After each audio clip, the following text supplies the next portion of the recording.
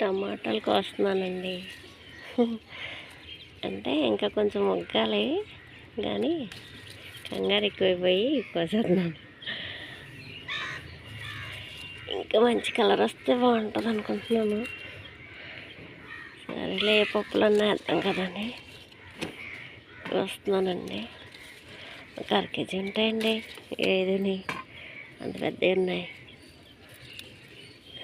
అది కదమాటికి బలం వస్తుంది కదా, అందుకని కోసేస్తున్నాను.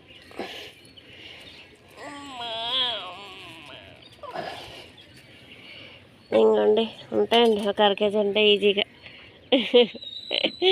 నాకైతే చాలా అంటే చాలా హ్యాపీగా ఉందండి ఈసారి.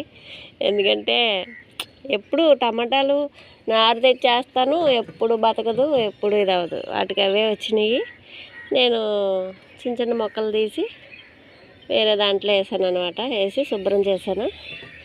హ్యాపీ అండి, నాకైతే చాలా హ్యాపీగా ఉంది ఈసారి.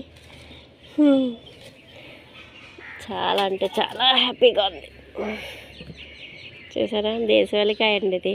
మన కాయలు ఇది బాబోయ్ బరువు, ఎంత బరువు అనకూడదు, దిష్టి పెట్టకూడదు. కానీ ఓకే 1/2 కేజీకి ఎక్కువ ఉంటాయేమో నాకు తెలిసి. చాలా హ్యాపీగా ఉందండి నాకైతే.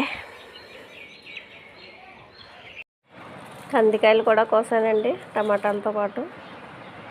ఇవి ఇంకా కొన్ని ఉన్నాయి, కొయ్యాలి. ఎండ బాగా ఎక్కువ ఉందనేసి వచ్చేసాను కిందకి. కందికాయలు, టమాటాలు ఇవి కలిపేసి,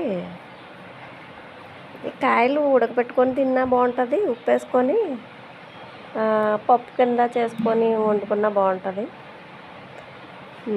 పొట్టు ఉంటుంది కదా, పొట్టుతో వండితే టేస్ట్ బాగుంటుందండి. చిన్న వగరు ఉన్నా కానీ టేస్ట్ బాగుంటుంది. అదే ఒలిసి ఒకసారి పప్పులా చేద్దామనేసి తీసుకున్నాను.